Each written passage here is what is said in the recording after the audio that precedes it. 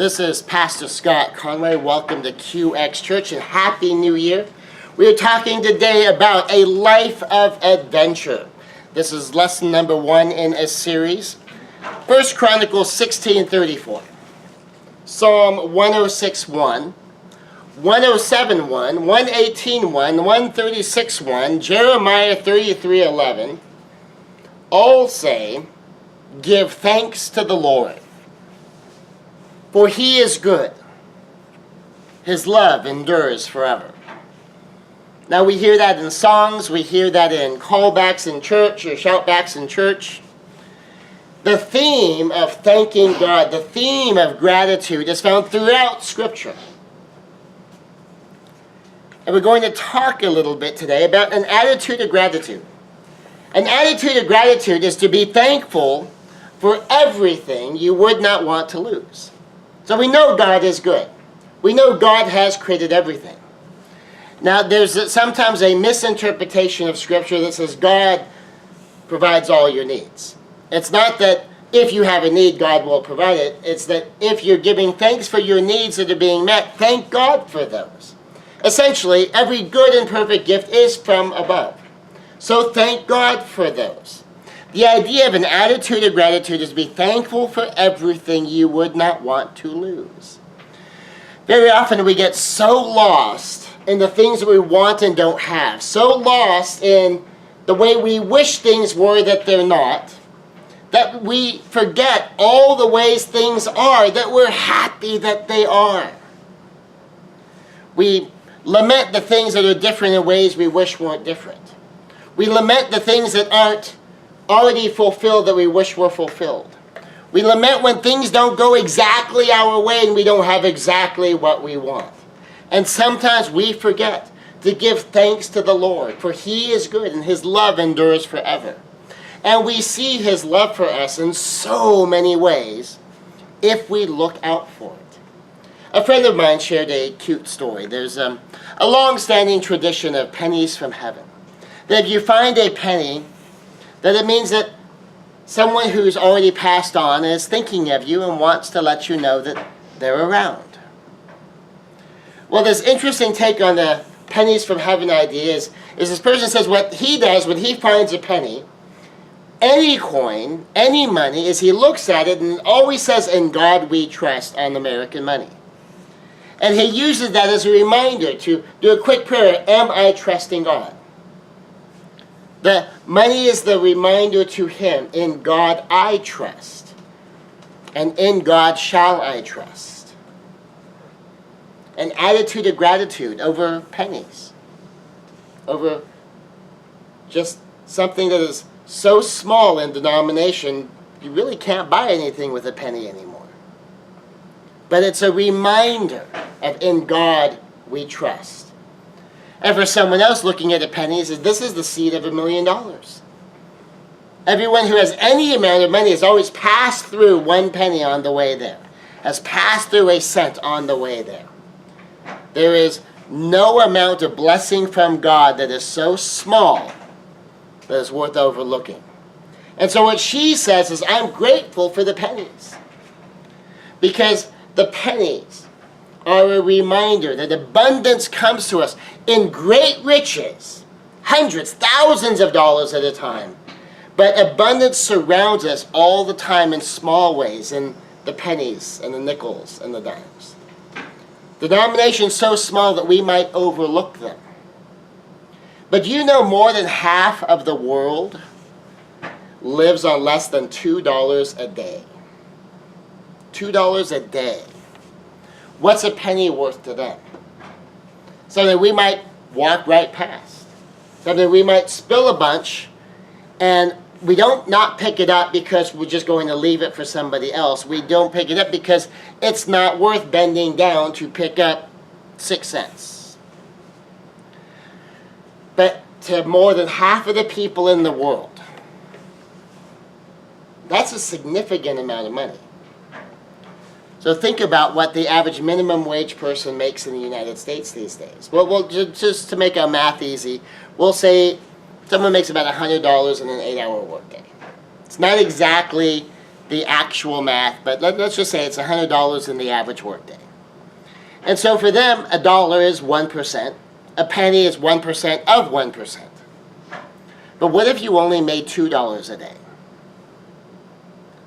If you dropped a dollar bill, would you pick it up? Most of us would. If you dropped a penny, would you pick it up? Some of us would, some of us don't. But to someone who makes less than $2 a day, that is a significant blessing. So as we come into this new year to consider the life that we live and how much our life is determined by the gratitude with which we live. So treasure your treasure. I've taught on the idea of treasure is treasure and trash is trash. And we need to treasure your treasure and you need to trash your trash. And don't treasure the trash and don't trash the treasure, and that whole tongue twister of an idea. But the idea of treasuring your treasure, having this attitude of gratitude, looking actively for your treasure in your life. Review good moments from your history. There isn't a person alive I've ever met that doesn't have a good memory somewhere. And review good lessons from bad memories in your history. So there isn't a single person I've ever met who also doesn't have a bad memory. But of those who have bad memories, I have never met someone who, if they chose, could not derive a good lesson from the bad moment in their personal history. I've known people who have learned great things through their experience of being homeless. I've talked to women who have learned just amazing insights about people, about relationships, about empathy through their experience of being raped. I've known people who have gone through horror and have come out resilient and strong, and yet still capable of tremendous love. Just as I've known many people who have come through some of these experiences really hard, with cold hearts, stony dispositions as their way to cope. And it's because they didn't learn the good lessons from the bad moments in their history. They got bad lessons from the bad moments in their personal history, which is natural. You think it's a bad thing. What are you going to get out of a bad thing? Typically, bad things. But if you come at life always looking for treasure, keeping in mind the bad thing is never the treasure, but the good lesson that you learned through the bad thing is a treasure. So you have good moments from your history that you can review. And notice I say good moments. It can be as simple as a dish that you really liked. It can be a song that you heard that you enjoy. It could be a single conversation that you had that was really cool. It could be something awesome that you got to do once when you were part of a band, like playing Qualcomm. We actually have someone here who's one of his professional highlights is he got to play Qualcomm Stadium, which, if you don't know the San Diego area, that's like our big stadium. And so when you review some of these moments and you let them be treasure, and you are grateful for them, and you are grateful to God who has blessed you with those, it lets your life be a grand adventure. So look for what you like. Look for high points. Now when you're looking in your history, you have your entire life to draw upon. You might find a Christmas morning when you were 6 years old. You might find the first time someone asked you out on a date, or the first time a girl said yes when you asked her out on a date. You might find that particular moment when you got an unexpectedly good grade on a test or on a paper.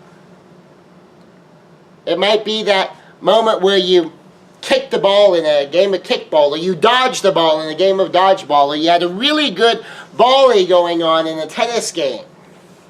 It might be a particular day at the beach It might be a particular ride at an amusement park. We have moments. Look for the ones you like. And then in your day-to-day life, also look for what you like. Focus your attention there. Look for the things in your day that you enjoy. Look for the things in your work day that you enjoy. Look for the things in your commute that you enjoy. Look for the things in your relationships that you enjoy. Look for the things in your meals that you enjoy. Look for what you like. And then look for high points. Those special moments. But keep an eye out for when they come. And they might be unexpected. Sometimes you get a high point out of a low point. I'm on my way to a restaurant, find out I don't have the gift card for the restaurant with me. So we go to a different restaurant, one I've never been to before. Now I could have missed the high point.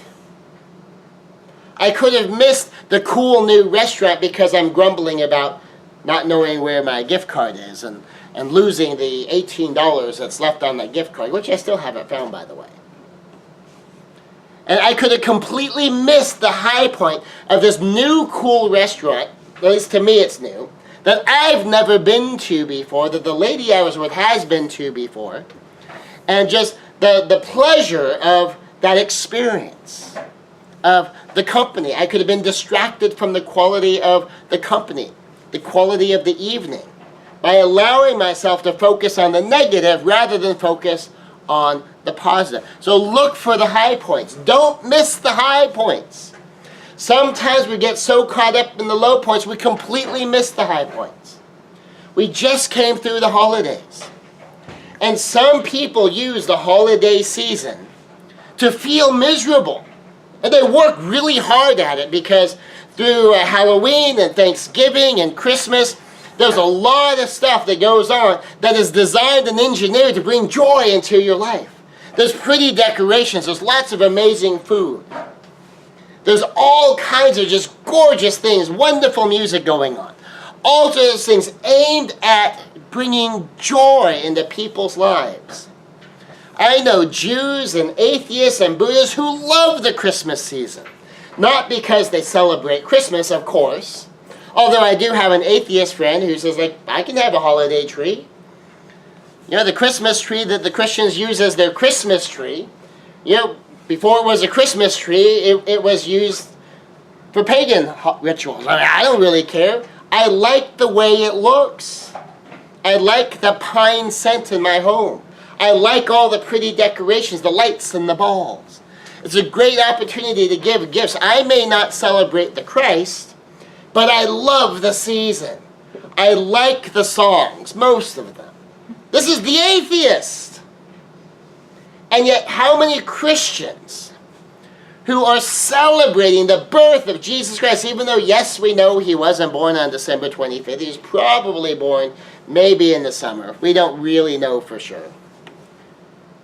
But we are celebrating the birth of our Savior. Often connected in families and friend groups that are celebrating the birth of our Savior. And how far out of our way we go to be miserable. One friend of mine, actually she's here too, said that she ran into someone at a store who knows it's Christmas because of how stressed she is. She's using the Christmas season to get stressed. Why would you do that on purpose? And yet, we do. But look for the high points. Don't miss the high points. Don't get so lost and working so hard to be so miserable that you miss the high points. You look for them. Actively look for them. Look for what you do like instead of wallowing in what you don't like. Look for the high points rather than flopping yourself down and sitting in the low points. And then craft experiences to create high points. Look for what you like, look for the high points, and also look for the opportunity to craft your experience, to craft experiences for others, to create high points. As a simple example, I had a chance to do this on Christmas Day. I was at a restaurant slash kind of club. A band's playing the music, and a woman who I've seen before has brought her niece. Now, her niece has really bad cerebral palsy. She's bound to a wheelchair. And the aunt has brought her niece so her niece can enjoy the music, enjoy being out, because the niece doesn't get out very often. Her life is pretty much, cooped up in the house. And I'm watching the niece. She's bebopping with the music as best she can in her wheelchair. And I decided, I wonder if that young lady would like to dance. And there's a pretty good chance that no man in this place is going to ask her to dance. And even if some might be inclined, I don't know if there's very many who would know how to dance with a woman in a wheelchair. So I went over and asked her if she would like to dance. And she was so excited. The way she lit up, that was a high point right there. That look on her face, that someone was asking her to dance. Just a simple little thing. And then I brought her out onto the dance floor, and I got all the way down to what we call balance squats, which is a little bit of a leg workout. And I danced with her right down at her level. And we had a great time. And she had so much fun. And not only was it a high point for me, because it's Christmas, I get to connect with another person in a loving, positive, powerful way on Christmas. But it's a high point for the young lady, and it was a high point for the aunt. And it was a high point for the woman I was there with. Pretty much everybody who watched it thought, oh, that is so sweet. And to whatever extent they anchored to, they just got a high point handed to them. One of those moments that for so many people, if you really connect to that moment, you realize something pretty wonderful is happening here. And then during the course of the evening, some other people, not the men, but the aunt figured, hey, well, I could take her out on the dance floor, and they wheel her around, and suddenly we do a 3-person dance where someone's wheeling the chair, and I'm holding her hands from in front, and she's in the chair, and just 4 of us teamed up to create this amazing experience. Now, it could have been just an ordinary night. You sit around, you listen to music, and you dance some. But it turned into this great thing. And everybody who commented on it said, you really made her day. And the aunt added, and you made mine too. So craft experiences to create high points. The opportunity to show up again and again and again. Just as the opportunity to show up to create low points. How easily and automatically sometimes we create low points. That we create this kind of negatively intense moments that if that's what we anchor to, no one's going to want to be around us. I mean, that is so easy to do, and it's because negative emotions or emotions of change, you want something to change. The reflex is you must change, even though very often the thing we have to look at is, do I need to change? And if someone keeps interacting with us when we're trying to get them to change, sometimes angrily, sometimes tearfully, sometimes fearfully, whatever it is, they're not going to want to be around us. I wouldn't want to be around me when I'm at my worst like that. I don't give myself permission to do that. Doesn't mean I don't do that, but I don't give myself permission to do that. It's not okay with me when I do that. It's not the other person's fault when I do that. I need to get better. I need to continue to mature and get seasoned into greater wisdom and empathy and understanding and effectiveness and greatness in my life. And it's a never-ending quest. You never get done. I've never met anyone who was perfect or even remotely thought he was perfect. I have met a lot of people who up until their dying day were still working on growing up and getting better. My own mother still says, I wonder what I want to be when I grow up. Because to her, at 70 years old, she says, you're always growing up. The alternative is you're just growing old. Keep growing up. So look for what you do. Look for the high points. Craft your experiences to create high points. And as you're doing that, just keep an eye out. If you're looking for what you like, if you're looking for high points, sometimes you'll see the high points as they drift near, and you just, hey, opportunity for a high point right here. opportunity to make a difference right here, an opportunity to create a memory right here.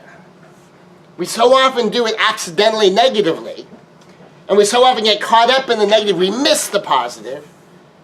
But something else we often don't think about is when the opportunity to create a high point comes drifting there. It's like, hey, I can do something with this. I can do something with that.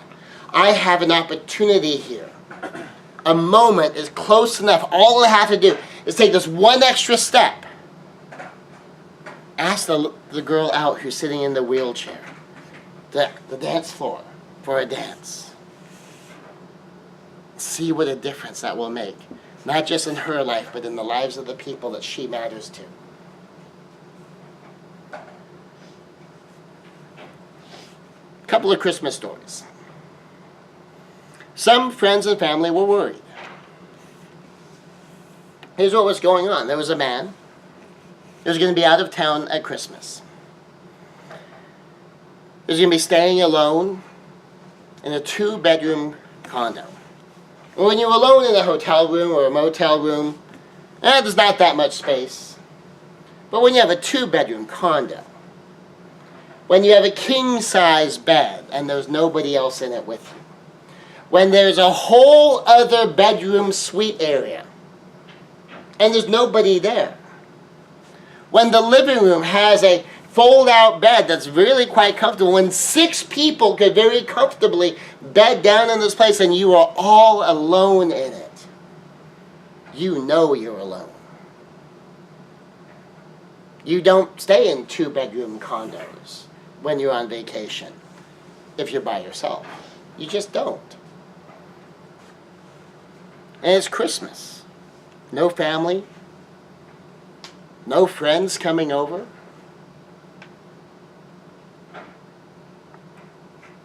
Christmas Eve, Christmas Day, nobody. He's divorced. No kids. Kids are going to be out of town. They're heading out of town.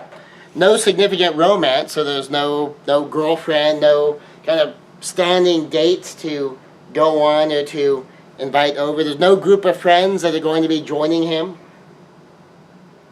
And on top of that, he even had a plan to get together on Christmas, and it got canceled. So no wonder some friends and family were worried.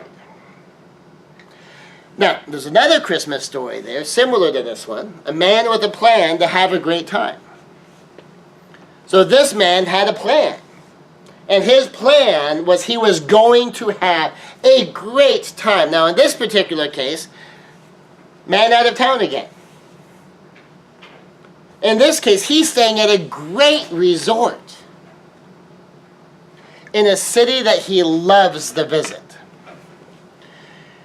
with spectacular Christmas decorations up and down the street in easy walking distance. He has sights to enjoy, he has shows to see, he has new people to meet up with that he didn't know before. He just goes and meets people. There's a new entertainer to connect with that he met while he was out of town. He's got women to dance with, including a wheelchair-bound sweet, sweet girl. He's got a crazy church for Christmas Eve service to go to. It has Darth Vader and a stormtrooper factoring in the service, and this wacky and yet substantive pastor wearing this crazy Christmas suit. Front row seats to a Cirque du Soleil show at the Aria that closes in a few months. One man set up for a miserable Christmas. The other man is set up for a great Christmas. But look at the similarities. Both of them are single men. Neither one of them has a wife or a significant romance. Neither one of them has family or previous friends coming over to visit. Neither one of them has any real big things already set up and planned and ready to happen. And either one of them has an opportunity to be miserable or to be joyful. To be imprisoned by the hardships and the stress and the loss and the darkness of all that he doesn't have. Well, the other has an opportunity to experience a grand adventure of all the things he has before him. If he will reach out, he'll grab hold and experience Christmas. Well, both of these were the same man. This was my Christmas. One story is a story of a miserable Christmas, of depression and pain. Well, the second story is a story of a great adventure of excitement and joy. Guess which one I'd rather have? That's which one I did have. The difference is whether he accentuates the positive or he accentuates the negative. Almost everyone's life at any given point in time is a mix of pluses and minuses, is a mix of positive and negative, is a mix of good and bad. Certainly when you look over the course of someone's life, over any meaningful period of time, there's always a mix. By actively looking for what you're grateful for, you automatically focus on the positive. Because you're not going to be grateful for the negative. If you remember the lesson of treasure is treasure and trash is trash. The trash does not become treasure because you got treasure out of the trash. So if you understand you're never grateful for the bad parts, you're grateful for the good things you get out of the bad parts. When you're looking for things to be grateful for, you automatically focus on positive things.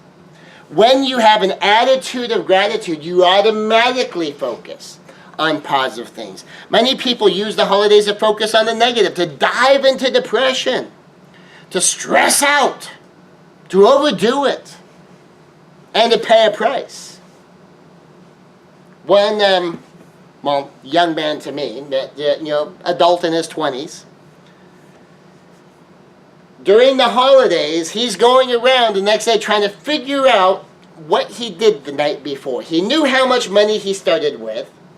He had a vague recollection of the first several of his drinks, and 4, 5, 6 beers, and he's still pretty cognizant of what he's doing, but somewhere during the course of the night, he kind of crossed the line where the night was getting fuzzy, and he doesn't know, did I buy drinks with my money? Did I give it to somebody? Did I gamble a little? He doesn't even know.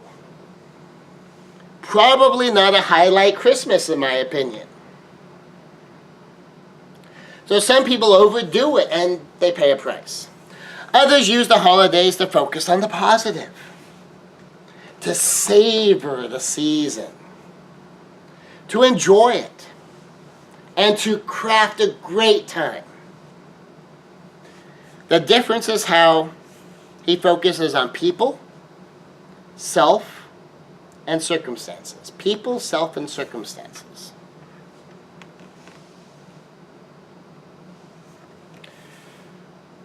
You love people without an agenda. Now this is tricky for people.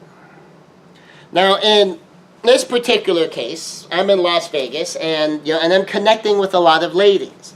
But here's the difference in the approach.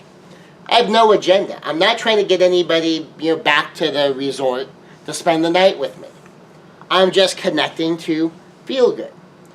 Just much the same way I'm connecting with my male friends, when I connect with Tony, when I connect with the other Tony. So Antonio the performer, Tony the manager, Oscar the weight person, all of these people, when I connect with them, I don't have an agenda other than to show honor and respect and for them to enjoy the encounter. And so when I'm connecting with somebody, that's the goal. And same thing when I'm connecting with Crystal or Galaxia or Shonda. When I'm connecting with Natasha or I'm connecting with Marilyn. When I'm connecting with, whether it's the men or the women, my goal is just to have a pleasant human connection. And because I don't have any romantic or sexual agenda, I can ask a young girl in a wheelchair to dance. And it's not weird because what's my goal? To have a positive, exciting connection that's good for both sides. Agenda-free connection where I really want the best for people. And I want to be the best for them. I don't want to be someone maybe they had fun with last night, but they regret today.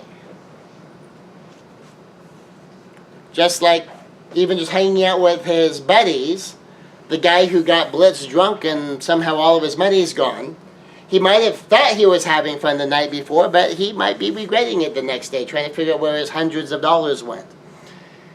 And when you get so fuzzy you can't even remember what you did, probably not the best way to savor high point good times.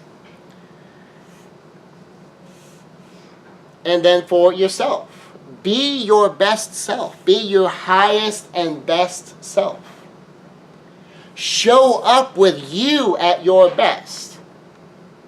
Not faking, not phony, but the facets of you that are most suitable to the moment.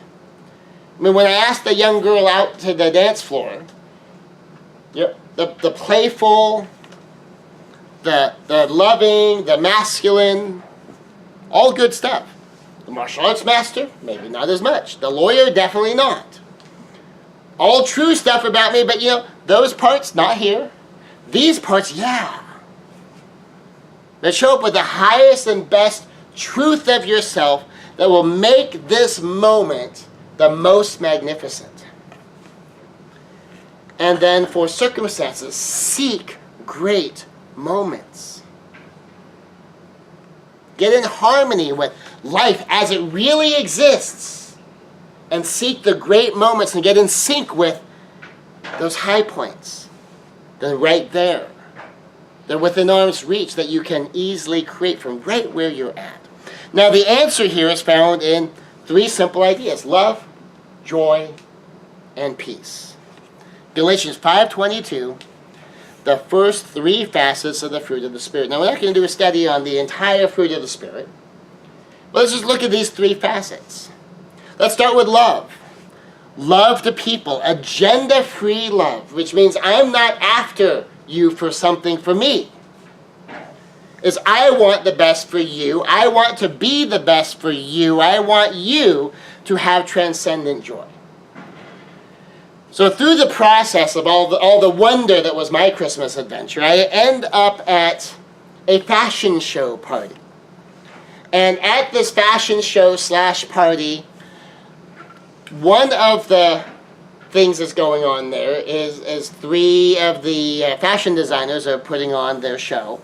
And we got some really, really powerful, wealthy people from Las Vegas society that are attending this show. And I go over to chat with a couple of them, and probably about half a dozen or so of them are like really, high-end people as far as society goes in that area. And they were very guarded. I mean, it's almost like, okay, who are you? What do you want? That kind of standoffish. Because they get pitched all the time. Everybody who talks to them, we put everybody in quotes because it's obviously not literally everybody, but it seems like everybody who comes has an agenda. They want to do business with them, they want them to make a donation, there's something that they want. And so when I come up and they don't know me, they're guarded. Who are you? What do you want? What's your business? Are you after a contract? Are you after a donation? What they encounter again and again and again. And during the course of the conversation, when I didn't even tell them what my name was, we were just chit-chatting human being to human being. And then as other people came swarming up to them and said, obviously you're in high demand, I'll let you go. And off I go. I think I'll circle around to them later. Well, when I did finally circle around to them later, by then they realized I don't have an agenda. I'm not after them for their money. I'm not looking for a contract. I'm not looking for a donation. I'm not trying to, get in the Rolodex. And we had a really pleasant chat. Now, in one of the cases, I know her first name and her last name. In another case, I only know her last name, and that she's a doctor. And it was just a very pleasant chit-chat. Because these 2 particular women that I was talking to are so accustomed to everybody has an agenda. They're having a conversation with a new person who didn't have an agenda, who didn't want something from them, who only wanted to have a pleasant human connection. Was rare for them. So you love people without having a personal agenda that's going to cost them. And joy. The joy comes from within yourself. Now, even though the joy comes from within yourself, the joy doesn't come because of yourself. Now, this is the way to clarify that. In the beginning, God created the heavens and the earth. So here's one of my beliefs. God built the universe, so I win. God built the universe, so I win. Maybe not always now, but always in the end. Your worst case scenario is salvation with heaven waiting for you on the other side of death. That's a pretty sweet deal. But assuming you've accepted Jesus Christ as your Savior, and all that takes, you're saying yes to God. You don't have to do anything to earn it. You don't have to prove yourself to God. You don't have to clean up your life. Jesus died on the cross for you. He died on the cross for me. I just say yes to God. God says, all right, you're family. And as family, you get to live in the home. That's awesome. So even if that was all the deal I ever got, that's a pretty sweet deal. But I also believe when God created heaven and earth, He designed a cause and effect universe that is built so we can win. And often we don't realize how much we're winning. We don't realize how many points we have in this game. We don't realize what our level of play is. Because sometimes we get so focused again on the negative, on what we don't have, on the things that aren't the way we wish they were. When sometimes a fraction of the life that we have is beyond even a fantasy for more than half of the world. But God built the universe so I win. Maybe not always now, but always in the end. And that's one source of joy. That even if I'm not winning now, even if it kind of feels like now sort of sucks, that I wake up and it's just sucking the life out of me. It's sucking the joy out of me. It's sucking the energy out of me. Just everywhere I go, it seems like it's stuff that it's pulling me down. Even if there are days like that, moments like that, weeks like that, months like that, I know in the end I win. Now here's another big one, because God built the universe so I win. God built a cause and effect universe that works a certain way. And it's fantastic, because that means if you figure out what causes create what effects, you can create causes to get those effects. So what this means is, if I learn the rules and I play by the rules, I can win by the rules. So what's the game? So we have our tech guy here. If he's trying to show me how to do things on an iPhone, I need to learn the iPhone rules. Now, if he's trying to figure out, what the heck are you doing? I'm doing phone rules. So, okay, no, this isn't like your grandma's dial phone. I don't know what you think you're doing. That's not the way this works. The game with an iPhone is different than the game with the rotary phone. This game is at a much higher level. This game has a lot more opportunity. This game has so much more that you can do beyond just make a phone call. And if you're looking for, well, where do I put my finger to make my little circle? Okay, you're not even going to be able to make a phone call. You're going to have this thing in your hand that's basically going to be a block that's going to make noise at you every once in a while. But if you learn the iPhone game, then you can start to do stuff with the iPhone. Learn the rules, play by the rules, and then win by the rules. How does the phone work? How does the app work? How do I make it do what I want it to do? How do I get the outcome I want to have? Well, life is like that too. There's ways human interaction works and has always worked. Simple thing. If someone's encounter is pleasant, if they like it, they'll want more of it. If someone's encounter is unpleasant, they won't like it and they'll want less of it. To whatever extent they learn to expect it from you, they will either want or not want you. Makes sense, right? And so when I encounter Kylie at the Swarovski crystal store, and we have a very pleasant interaction, and as I'm ready to take off, and she tells me when she's working again in case I want to stop by. What's that tell you? Did she have a pleasant interaction or an unpleasant interaction? A pleasant one. Now, are we connecting like in a date format outside? Well, no. I mean, we didn't have anything remotely like that. But it was a very pleasant, customer clerk chat that she enjoyed enough that she would have enjoyed a visit. And in fact, then Jacinda, who was the other girl who was also working there, when she was at a different Swarovski that happened to walk by and I saw her, hey, Jacinda. She walked up and said, Scott, gave me a great big hug. What's that tell you about what she thought of the interaction? Now, any romance agenda there? No. Anyone trying to get anyone back to the hotel room? No. It's just a very friendly encounter, agenda-free, other than, I want to enjoy it, I want you to enjoy it. And that's all.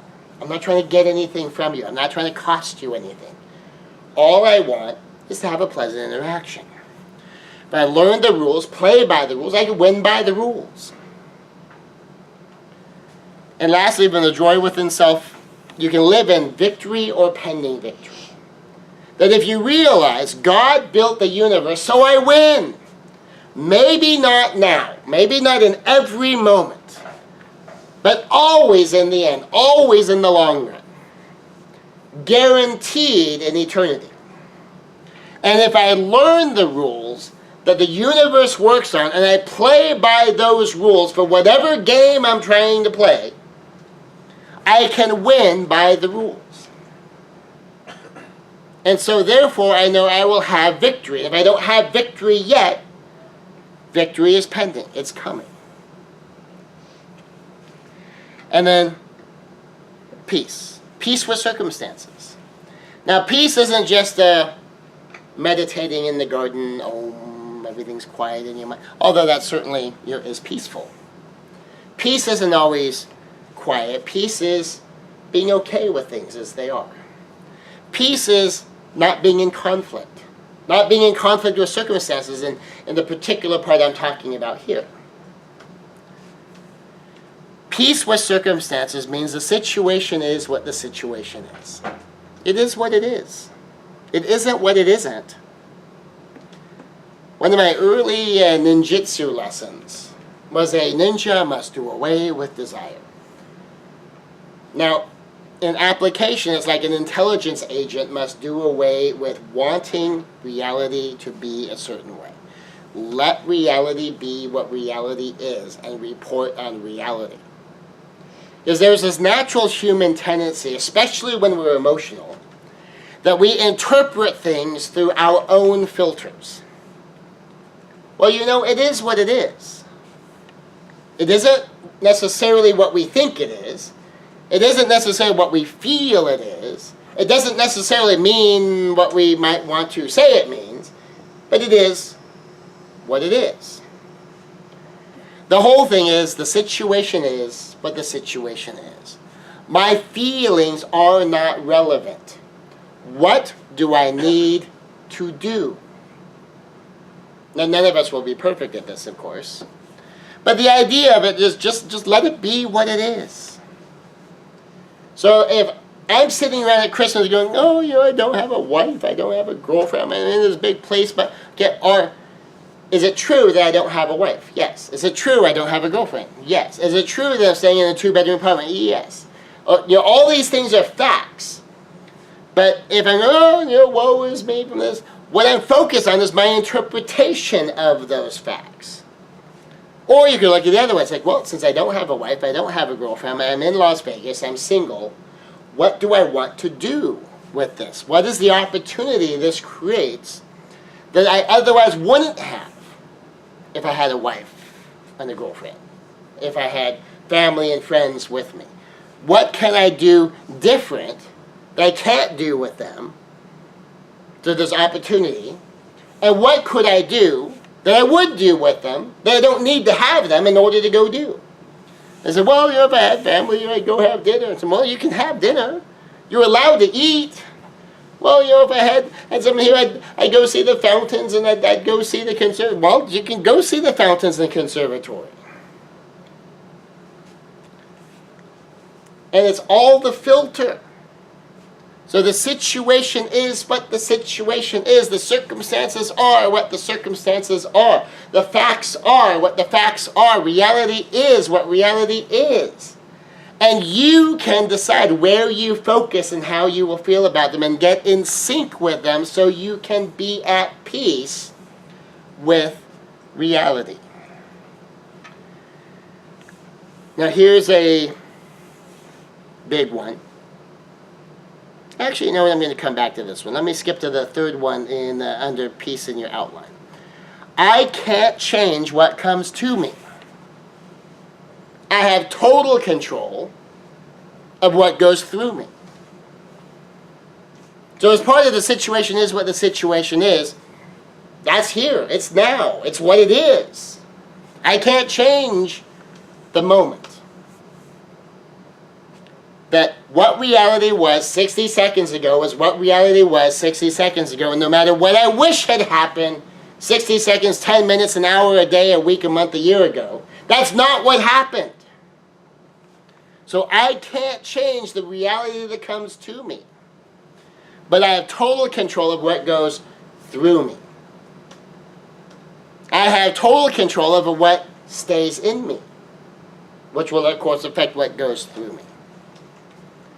So if I'm sitting around wallowing in despair over being alone at the holidays, which I totally could have if I wanted to, that would take some commitment from me because I'm not well practiced at that.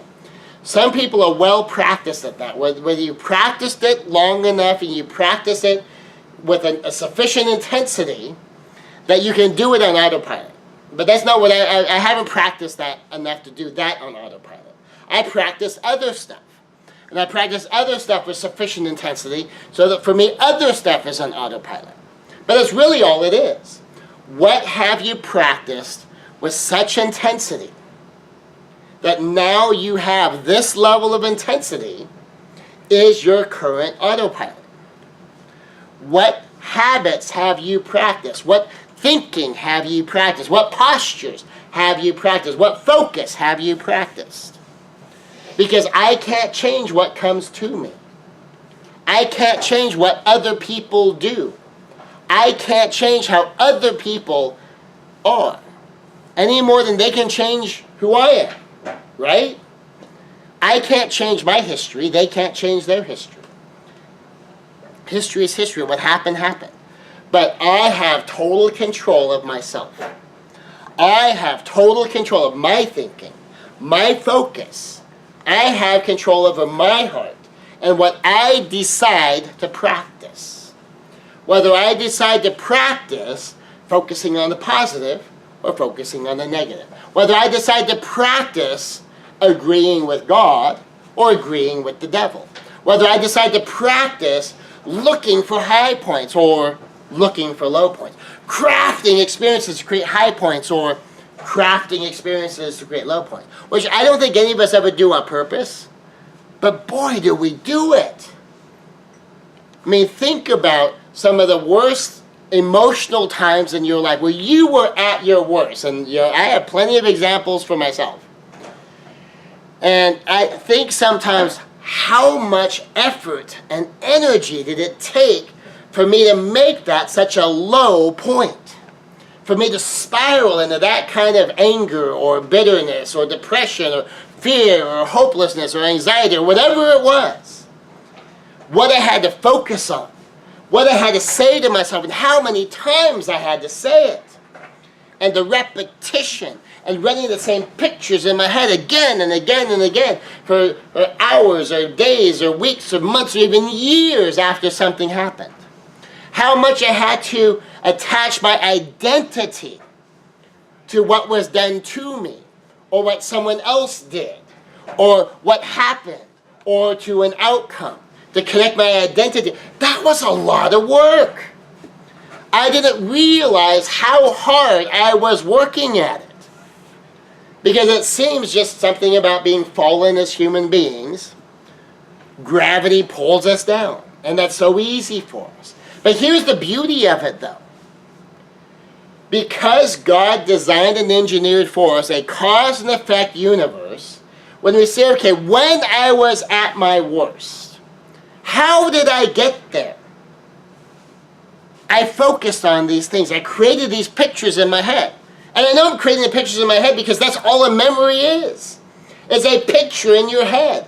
I'm ascribing all of this meaning. I'm taking all this definition, all this emotional meaning, and I'm packing it in and hooking it all up, attaching it to my identity. That's a lot of work. But when I realize that's what I'm doing in a negative way, you go, whoa, wait a second. Can I do that in a positive way? If I'm hooking all this stuff up in the negative, can I unhook that? And can I hook in this other stuff? When God says, take off the old man, put it away. You're done with that. Put on the new. What's connected to the new? What's in this identity? What's in this focus? What's in love? What's in joy? What's in peace and patience and kindness and goodness and gentleness and faith and self-control?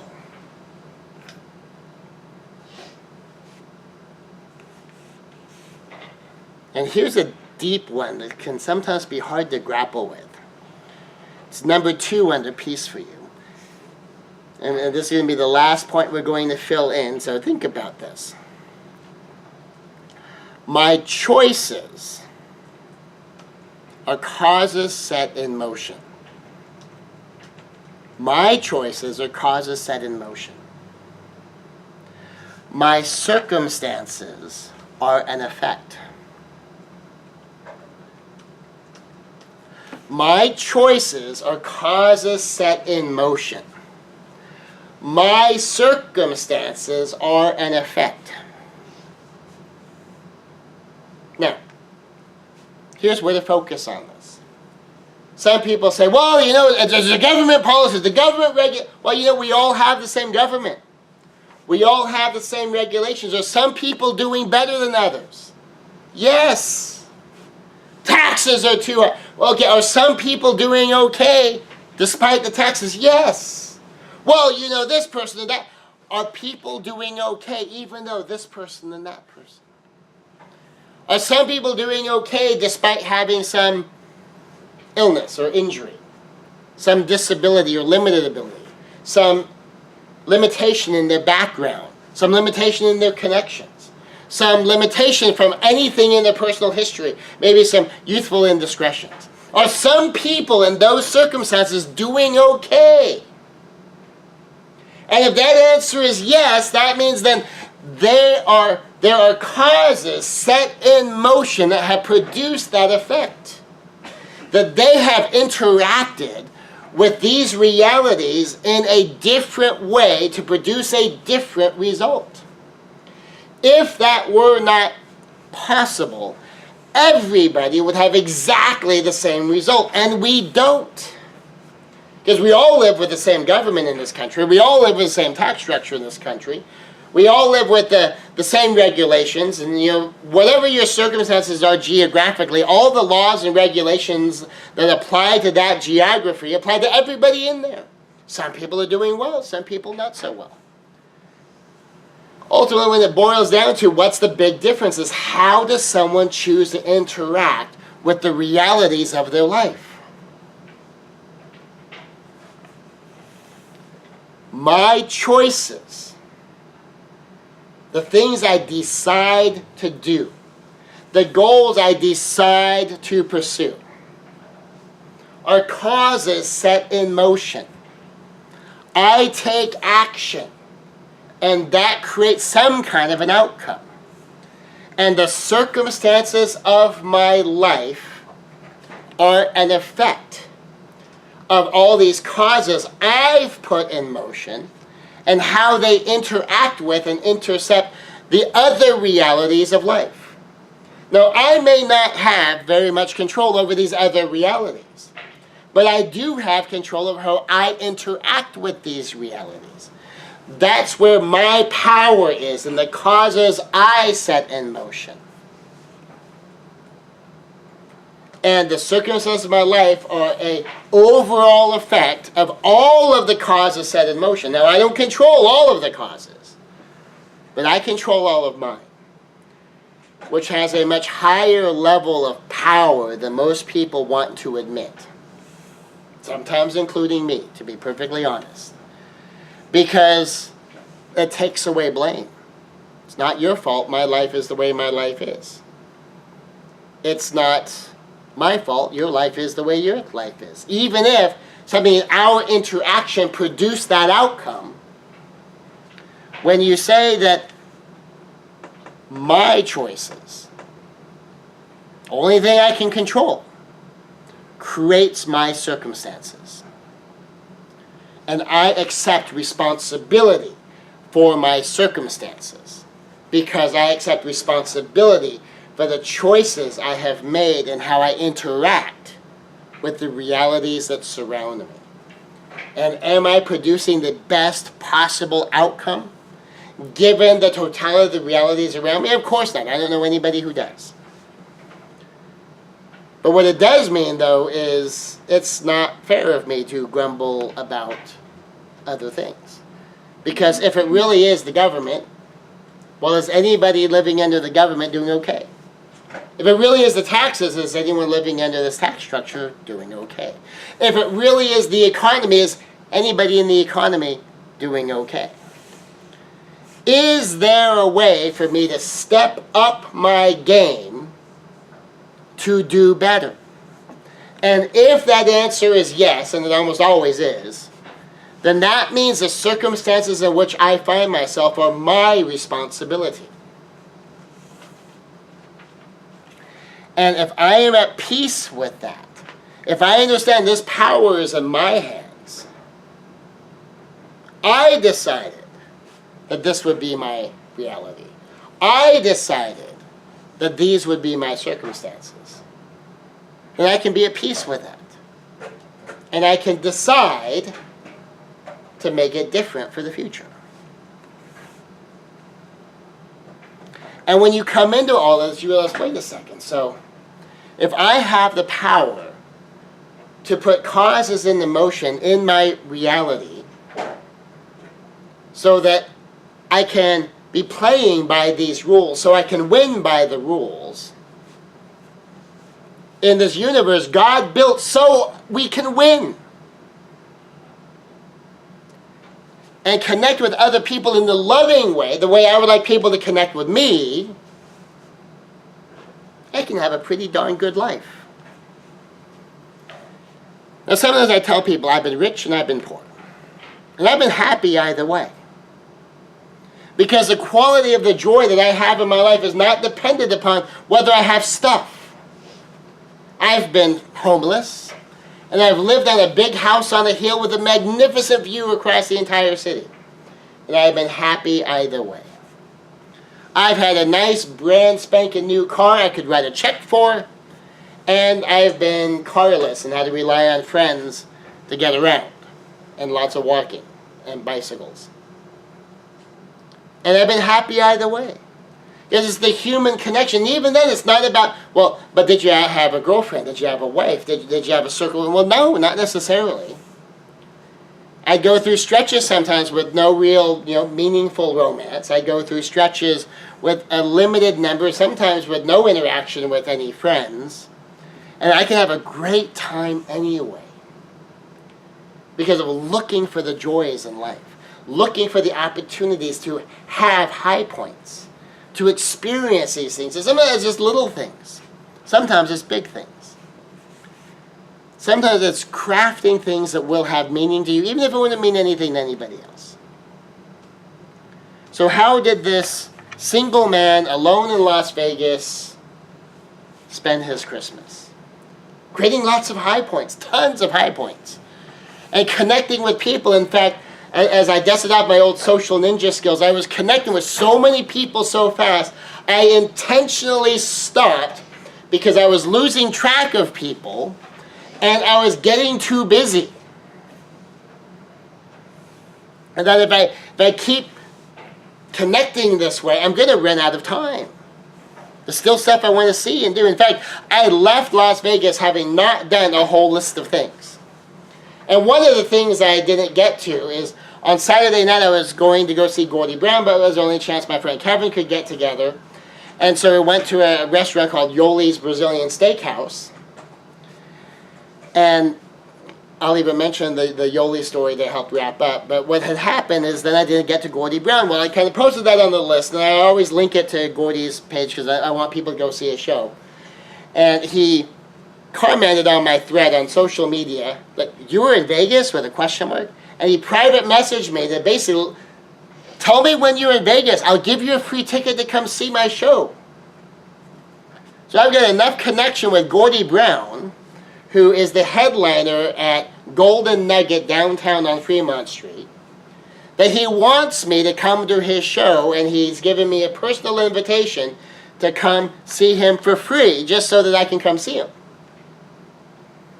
I had an invitation from a guy named Roy, who's a Willie Nelson tribute artist, to come see him for free after he and I had a great chat and interaction, except unfortunately he starts playing Bally's after I left. I got invited to David Tupaz, who's one of Las Vegas's top fashion designers and is currently the president of the Las Vegas Fashion Council, and he's also the executive editor of Las Vegas's only fashion magazine. I got invited to his party about how I connected with a member of his team. And then I connected with David when I was at his event, and met a bunch of other people, and then I saw them again later, and just the way it was weaving through, I had a Christmas that was packed with people. Packed with human connections. Now, where will any of these connections lead? Will they last? Will they just be those moments? I don't know. Some of them undoubtedly will continue. Some of them undoubtedly will fade away.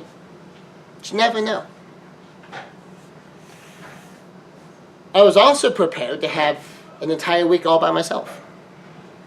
And that would have been a different kind of awesome. I was totally prepared that the highlights of my Christmas week were going to be making myself a steak dinner, enjoying the fountains and the conservatory, going around and seeing all of the sights, and I got to most of them. One of my highlights is I finally made it to that Hershey store, and wanting to do that for a while. Saw these giant kisses. So, any of the ladies in my life ever get a really big kiss from me. That's probably what I'm talking about. But these things were huge. And that would have been awesome. The one I had was awesome. But having so many ways of it, I could have totally won the week all by myself. But nobody with me. No social interaction, no new connections. And as it happened, I totally won the week, connecting with musicians and artists, connecting with clerks, connecting with just local people. I went and saw 3 shows while I was in Las Vegas, 2 of which I paid for, none of which I paid full price for, 1 of which I got totally for free. Did a lot of stuff pretty inexpensively on this trip. And of course I had a free invitation to go see Gordie Brown. So I could have made a 4th show if I had had 1 more day. Never been connected to the fashion industry. I had but 2 fashion industry parties in the space of 10 days. David Tupaz in Las Vegas and Eugene Sidney in Hollywood. So long as I was going to be in West Hollywood anyway, I went and saw Star Wars The Force Awakens at the El Capitan Theater, one of the 3 top premiere theaters in the area. There's the Egyptian, which is like number 3 from what I understand, El Capitan, and the Chinese theater across the street. And I got to see The Force Awakens at the El Capitan and kind of got to wander a little bit around Hollywood before I headed off to the party. Then I stopped at downtown Disney on the way home and got to enjoy some Disney stuff as I came back home too. And I even got to practice tying my bow tie. So that was fun too. Tons of highlights. Could have been miserable if I'd wanted to. That would have taken some work for me. But I could have taken exactly the same focus techniques that I used to focus on the positive, focus on the opposite, craft the high points, And I could have flipped it around and done it to the low points. And spiraled into depression and pain, and then woe is me. But I don't want to work that hard to feel bad. Other people don't mind. I mean, I know people who are actively committed to feeling terrible at the holidays. Who even 30, 40 years after someone says, oh, Christmas is always ruined because, he died during the holidays. Well, if you figure the holidays is kind of coming into Thanksgiving and then Christmas, New Year's, figure about 10%, maybe 15%, depending what you count as the holidays, of people are going to be dying during the holidays. You're going to have that always, forever, and all time ruin holidays for you. My dad died on, I think it was January 5th. Could I have that ruin holidays for me forever if I wanted it to? I totally could if I wanted it to. I mean, that would be a lot of work, and personally, if I die during the holidays, I don't want your holidays ruined. So I figure that if my dad loves me, he doesn't want my holidays ruined just because he died. All of us are going to die. If everybody, a tenth of us are going to die somewhere around the holidays.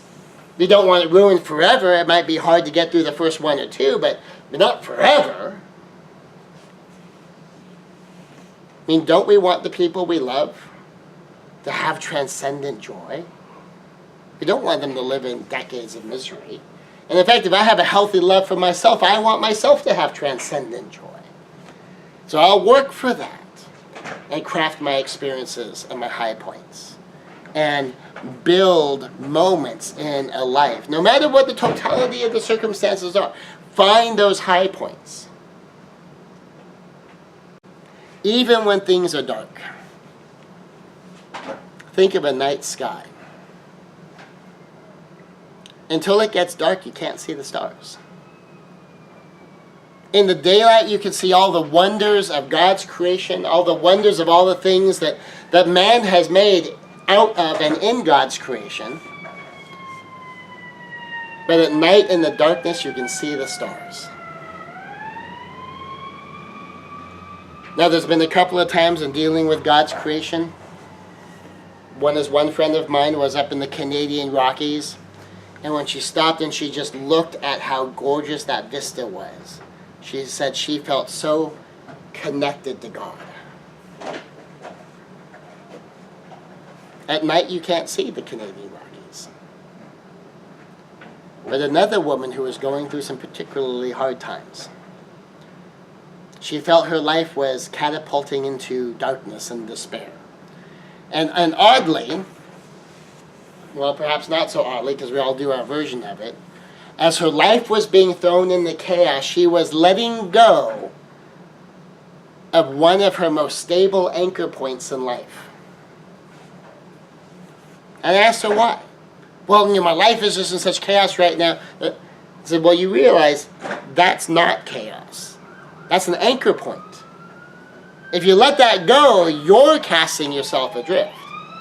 You can hang on to that if you want to. So, yeah, I guess I could, huh? She realized she was so caught up in the chaos, she was contributing to it. And in her case, she didn't need the Canadian Rockies.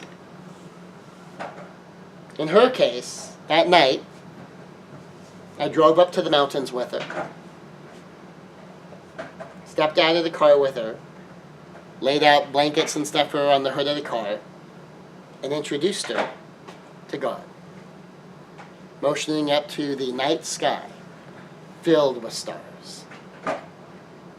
And because she felt at that moment her life was so dark, that getting to see that clear night sky, darkness stretched from horizon to horizon, and how beautiful that night sky was, moved her literally to tears. I just stepped back, left her alone. About 20, 30 minutes, she was very settled and grounded in her faith and realizing, you know what?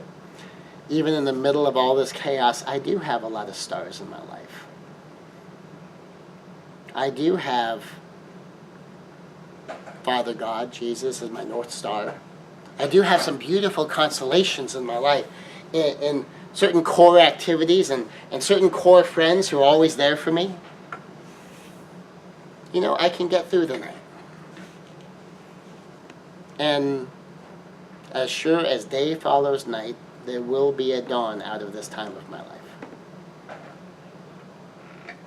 But she started focusing on the stars. She started focusing on the positive. She started focusing on the beauty she still had in her life.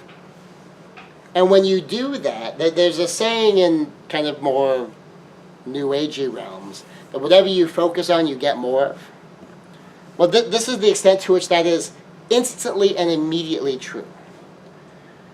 Your experience of reality is determined by your focus. And if you focus on the dark, you live more dark. If you focus on the stars, you live more stars. If I wake up in the morning and I've got 50-50 good and bad, but I focus on the bad as much as I need to deal with the problems and solve the problems, and other than that, maybe 10%, 5%, 2%, whatever I can get away with, and I go live in the positive, 80, 90, 95, 99%, living in the positive. And as I deal with the negative in as positive a way as I possibly can, instead of making a problem worse, I make the problem better. Sometimes we do that. One way that was ironic with my family growing up is when my dad was late, my mom would argue with my dad, and the argument's making us later. Ultimately, the solution there was she just said, well, I'm going to leave on time, and you leave whenever you're ready. And so my mom would pack me and my brother up, and off we would go on time, and my dad would show up, sometimes a few minutes behind us, sometimes half an hour behind us, one time 3 hours behind us, but that was okay. We were on time. And so, that was the solution for my family. But the irony of it is, think about this. While she's complaining about being late, she was making us later. Now, wait a second. If your problem is our tardiness, why are you contributing to the thing you're yelling at him for doing? Now, part of the only reason she could catch herself is as a mom, she was cognizant of the fact her kids are watching, me in particular. My head cocksided going, now, wait a second, Mom. And I was that kid that would ask those kind of hard questions. It's like, if you're so worried about us being late, why aren't we leaving? Well, your dad is, okay, well, that's why Dad's not leaving. How come we're not leaving? And how is you yelling at him getting him moving faster? I don't understand. I see you not letting him get ready because you're busy yelling at him, and I see you delaying us more when you're the one complaining about the delay. I don't get it. But, the mom reflex kids, okay, all right. That's one of the beauties. My mom has being a mom as a superpower. I've known a few women in my life where being a mom is a superpower. My mom's one of them. And how quickly she can catch herself and fix things when it's connected to being a mom or a grandma. And I know a couple of women like that. Dawn's like that. Being a mom is a superpower for her. Being a grandma is a superpower for her. And just the perspective shift that you get when you come at things from that kind of role. And rather than contribute to the problems in our life, how do we contribute to the solutions? Focus on the solution. How are we going to solve this? How are we going to make the best of this? How are we going to come through this with treasure instead of me heaping more trash in it? How am I going to have joy? How am I going to connect with love? How am I going to get in sync and harmony with the reality as it actually exists so I can have love, joy, and peace? How am I going to have more treasure, less trash? How am I going to live a life I can be grateful for? By focusing on the things I already have to be grateful for. So I can live in that gratitude. And I can live in that joy.